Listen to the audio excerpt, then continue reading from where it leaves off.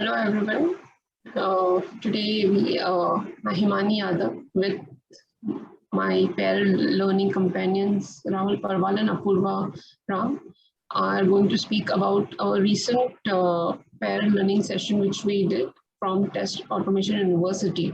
So what is Test Automation University? It is an open and community-driven educational training program which provides free courses to help people with their automation journey. In the Test Automation University, we studied the course on scaling tests with Docker, which is led by Carlos Kidman. And it's a very basic course on how to, use Docker for scaling your test.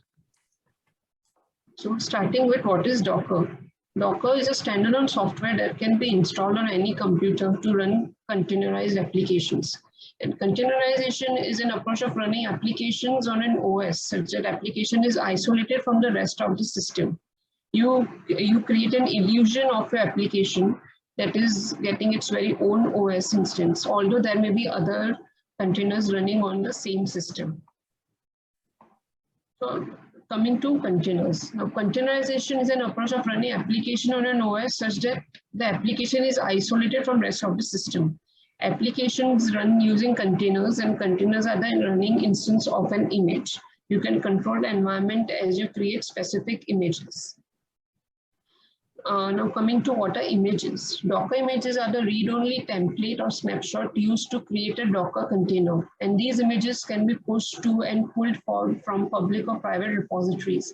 This is the build component of a Docker. Images are very lightweight, small, and fast as compared to virtual machine images. Now, you may have questioned that why Docker? This can be done using the Selenium grid too. But with Docker, what happens is Docker containers can be summarized as wrapping up a piece of software in a complete file system that contains everything it needs to run the code at runtime, system tools, system libraries, etc. Whereas without Docker, you have to manage each of these components separately.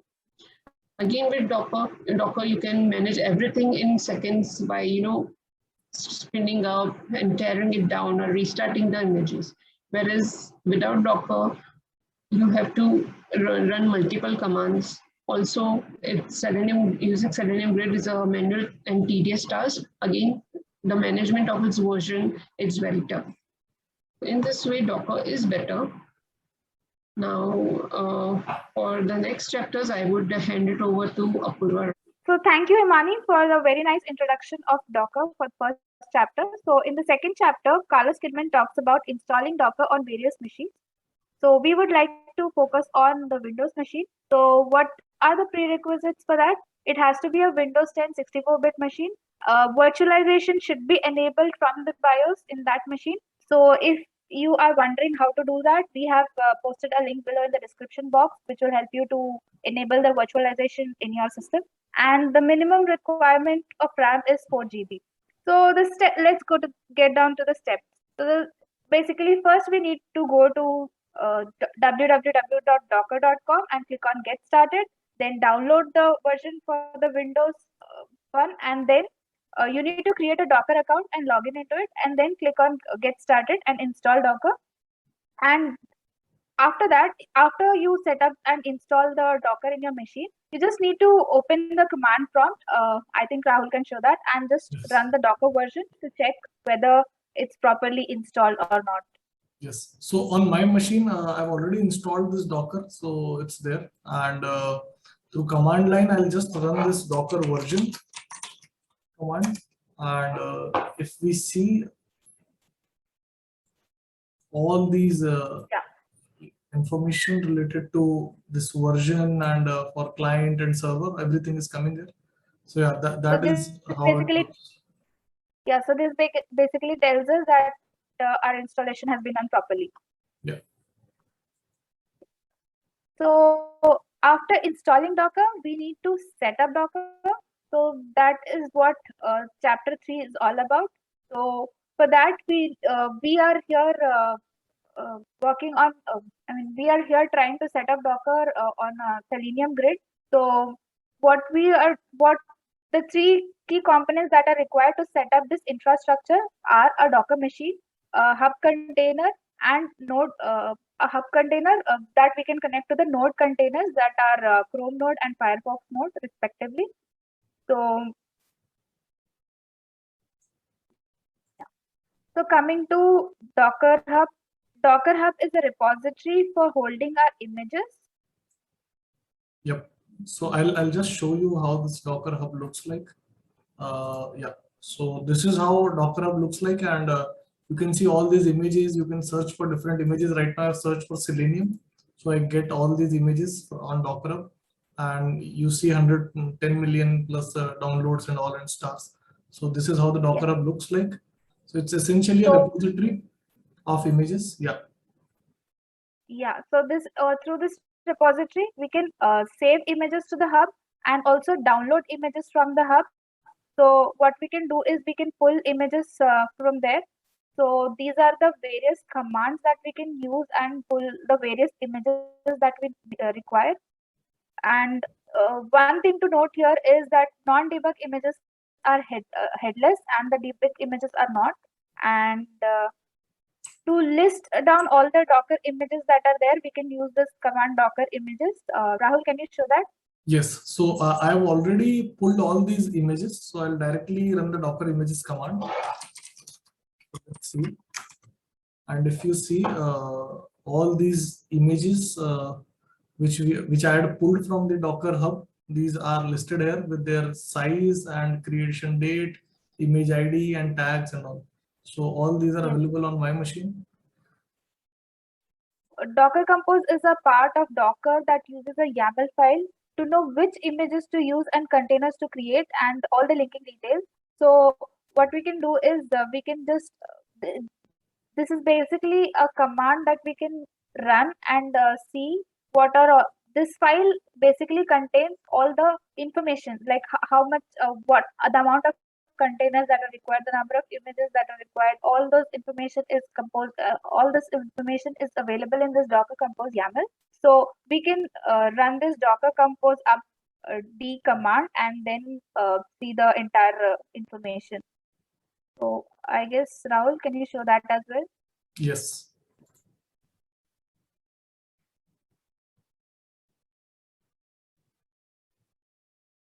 Yeah, so this is how it looks.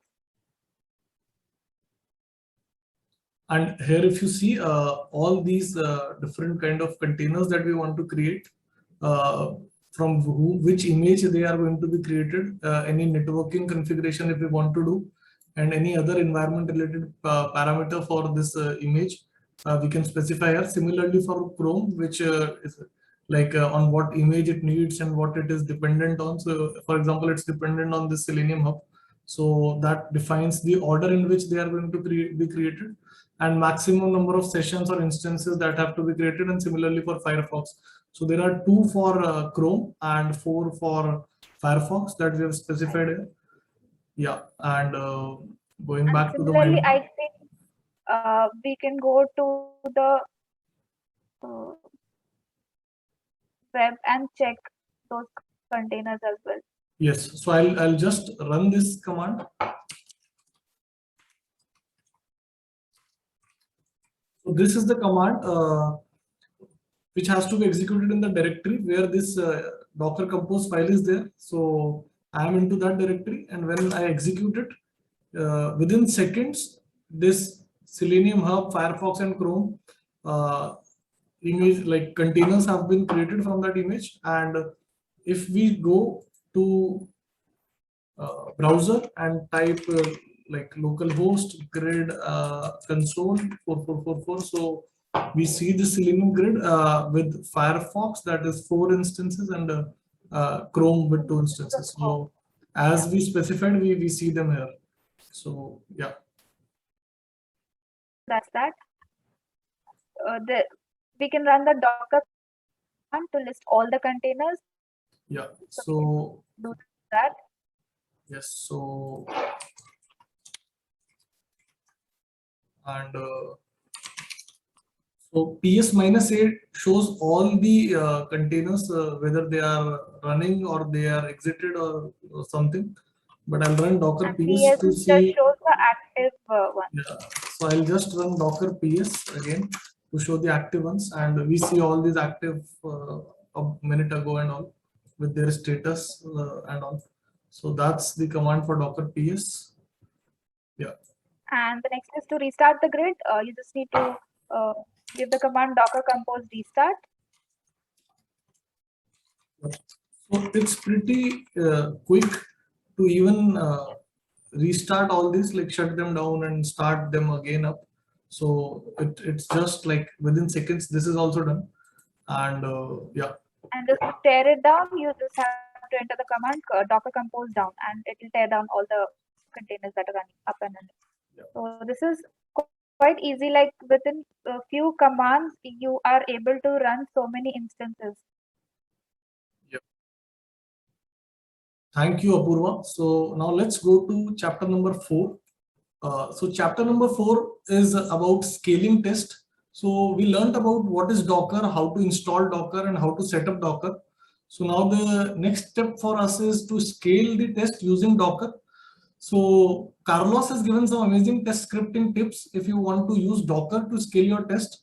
So first tip is that test should be 100% independent, because each test would run on their different nodes, and there is like if they are dependent in any order, then that might not work out if you are planning to run it on Docker. Second is WebDriver should not be shared. So a lot of people use static and all in their WebDriver, and like they have a limitation that the test cannot run in parallel, or the like single WebDriver is shared for all the tests and all, and there are such dependencies. So that should not be there. And third is that because it is going to run in parallel, so manage all the files and directories and everything that like your test is accessing through some GUID, that is unique ID, so that the tests are able to run concurrently and there is no dependencies. So that's first part of this like tips. Next is that Carlos has also shared one test suite. So we've created a bit.ly. You can find this link in the comment like description. So it is bit.ly tau docker, and here under the readme you will find the test execution instruction. So I'll just open this up. So this is the repository which I was just referring to, and here in the readme there are steps on how to download, set up, and run these tests. So essentially you need to install some .NET uh, core and like change your terminal path to the path of this repository like in your local copy, and then you have to run tests. So there are some commands which you have to enter, and you have to run your test through those commands. So essentially, I mean, this is very useful if you just like are going through this course and practicing or doing hands-on with this repository. So it's useful. You don't have to actually create some parallel test or like define as per how Carlos said. I mean, you have to do that essentially, but for practicing or running through this course, this existing test suite is pretty helpful, and it talks about like running the test. So you have to essentially do two things. First is spin up environment, which is pretty fast, and second is triggering the test. So I'll just spin up the environment again, because we had shut that down in the previous chapter. So Docker compose up and -d. So I'll use this, and again it's created. So this is done. I can quickly verify that by going to the Selenium grid and refreshing this. So this is done.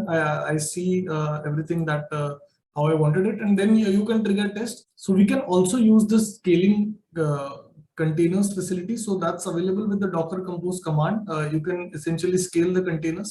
So for example, if you want to scale this Chrome to, for example, say 10 containers, so we just have to give this command, and within a moment from that compose file itself, it will just spawn up the Chrome to 10 more containers. So if we go to Docker compose up,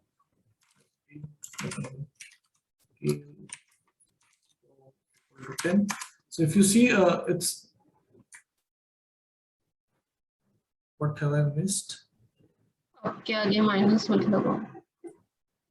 Yeah. So I have to remove this minus, I guess, from this command, and as I click on this, I get it all created. And let's see on this Selenium grid that how it shows now. And if we see all these multiple versions ready. So I think it has created these 10, and I guess one was from the previous original. So it just scaled it to 10 more. So it's so easy and so flexible to scale this environment up by how much we want. And if we want to tear down this environment, like get like fix this and remove this, so it's just also very simple. So you just have to give Docker compose and down, and this is automatically teared down. So this entire infrastructure which was spawned up in seconds, it can also be teared down in seconds. And if we go here, this would be down now. So it's loading. I'll check the status here. So this is done.